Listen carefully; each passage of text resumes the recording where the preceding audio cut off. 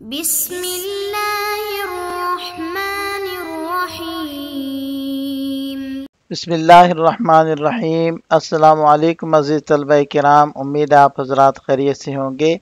آج ہمارا صحیح مسلم کا سبق نمبر 181 ہے، جس کا عنوان ہے باب قول النبی صلی اللہ علیہ وسلم انا اول الناس یشفع فی الجنہ۔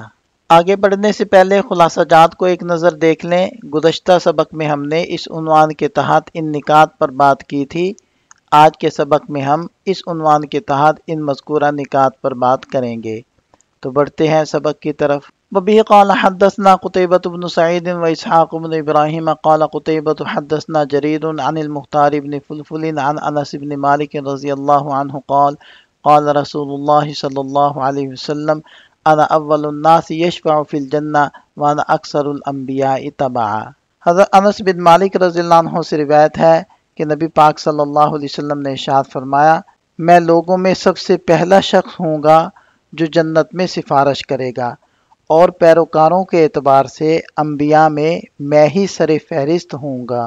اس اسناد کے رجال 5 ہیں۔ پہلے ہیں قتیبہ بن سعید الثقفی ابو رجاء البغلانی ثقۃ ثبت۔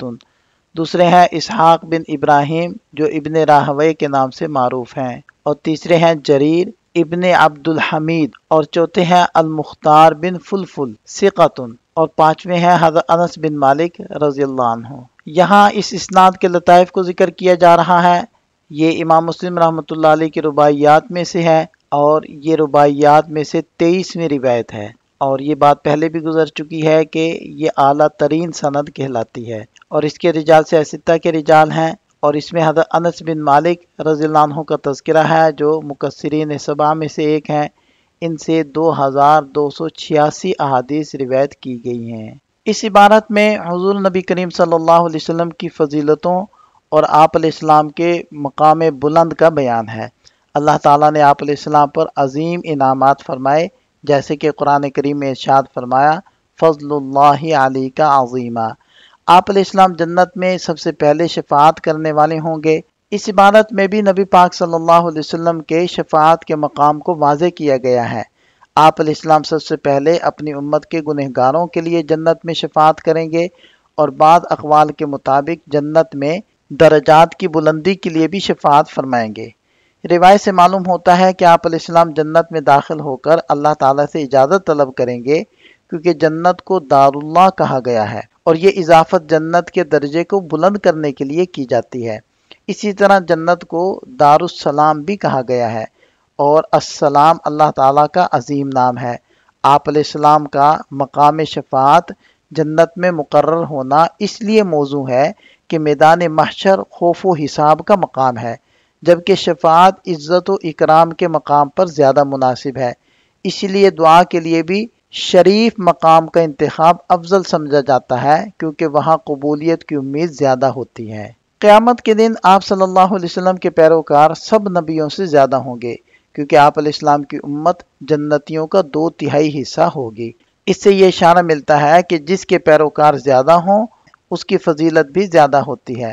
علامہ ملا علی قاری رحمۃ اللہ علیہ نے اس پر تبصرہ کرتے ہوئے فرمایا کہ امام ابو حنیفہ رحمۃ اللہ علیہ کو بھی اس فضیلت میں بڑا حصہ حاصل ہے، کیونکہ فقہی احکام میں اکثر مسلمان ان کے پیروکار ہیں۔ اس حدیث کو روایت کرنے میں امام مسلم رحمۃ اللہ علیہ متفرد ہیں، اور دیگر ائمہ حدیث نے بھی اپنی اپنی کتابوں کے اندر اس حدیث کو روایت کیا ہے، جس کی تفصیلات یہاں موجود ہیں۔ وبه قال وحدثنا ابو قریب محمد بن العلاء قال حدثنا معاویہ بن ہشام عن سفیان عن المختار بن فلفل عن انس بن مالک رضی اللہ عنہ قال قال رسول اللہ صلی اللہ علیہ وسلم انا اکثر الانبیاء تبعا یوم القیامہ وانا اول من یقرع باب الجنہ، اور میں پہلا وہ شخص ہوں گا جو جنت کا دروازہ کھٹکھٹائے گا۔ اس اسناد کے رجال 5 ہیں۔ پہلے ہیں ابو قریب محمد بن علا، دوسرے ہیں معاویہ بن ہشام القصار الازدی، تیسرے ہیں سفیان بن سعید بن مسروق الثوری ابو عبداللہ الکوفی، اور بقیہ 2 حضرات کا تذکرہ سابقہ سند میں ہو چکا ہے۔ اسی طرح حدیث کی شرح اور اس کے مسائل کا بیان بھی ہو چکا ہے۔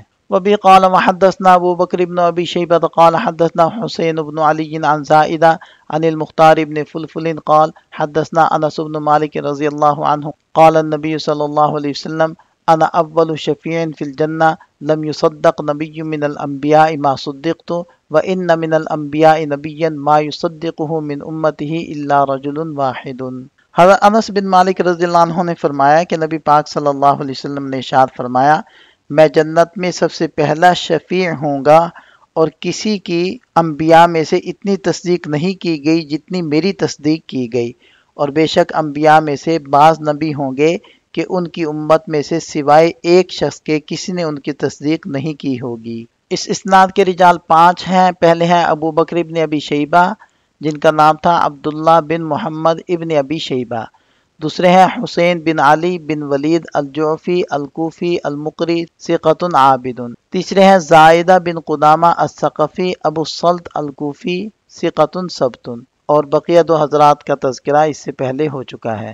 وبه قال وحدثني عمرو بن محمد الناقد وزهير بن حرب قال حدثنا هاشم بن القاسم قال حدثنا سليمان بن المغيرة عن ثابت عن أنس بن مالك رضي الله عنه قال قال رسول الله صلى الله عليه وسلم آتي باب الجنة يوم القيامة فأستفتح فيقول الخازن من أنت فأقول محمد فيقول بك أمرت لا افتح لأحد قبلك۔ حضرت انس بن مالک رضی اللہ عنہ سے روایت ہے کہ نبی پاک صلی اللہ علیہ وسلم نے فرمایا میں قیامت کے روز جنت کے دروازے پر آؤں گا، دروازہ کھلواؤں گا، دربان جنت کہے گا آپ کون ہیں؟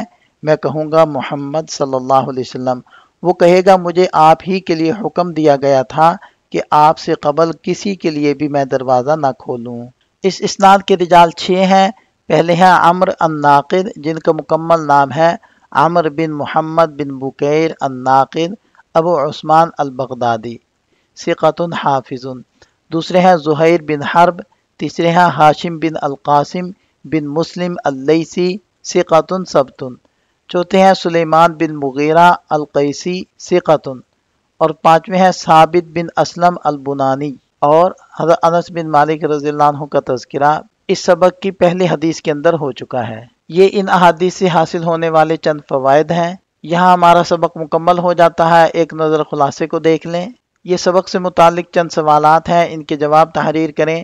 ملتے ہیں نئے سبق کے ساتھ۔ اللہ تعالیٰ ہم سب کا حامی و ناصر ہو۔